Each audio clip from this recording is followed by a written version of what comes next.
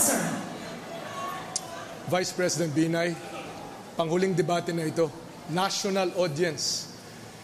Pagkakataon mo na po ito para ipaliwanag ang mga charges na hindi mo nasasagot sa Senado. Kung paano ang isang kama na 34,000 ay naging 545. Kung paano ang isang building na 200 million ay naging 2.3 billion.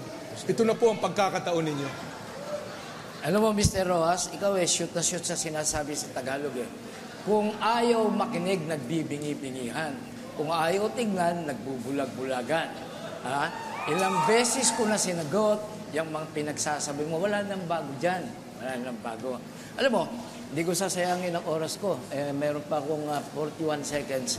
Magsasalita na lamang ako sa yung anong dahilan na tayo pinagharap-harap dito. Yung plataforma at yung pinaninindigan natin.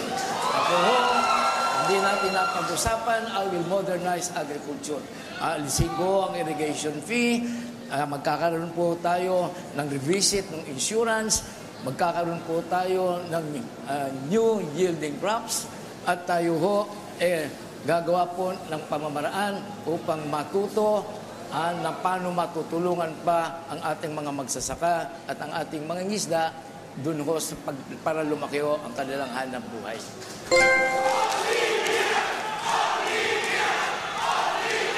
Secretary Mar, you can react. 15 seconds. Vice President Binay, tiwala ang nasa sentro ng ating relasyon sa ating mga kababayan. Kaya binigyan kita ng pagkakataon na masagot mo itong mga katanungan na hanggang ngayon ay hindi pa nasasagot. Tiwala at tiwala din lang ang pinanghahawakan ng ating mga kababayan. Yung tiwala ho, makikita mo, pagkapanalo ko talagang hindi nawala ng tiwala ang ating mga kababayan. Hindi naman ikaw hukuman para humatol na ako may kasalanan. O, ito, malalaman natin kung talagang walang tiwala at napapaniwala nyo ng kung ano-ano mga bagay-bagay na walang batayan.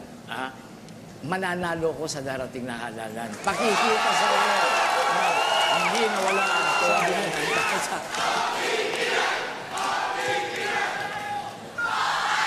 May oras pa kayo pero kung tapos na kayo, Vice President. Alright, maraming salamat, Secretary Mar and VP.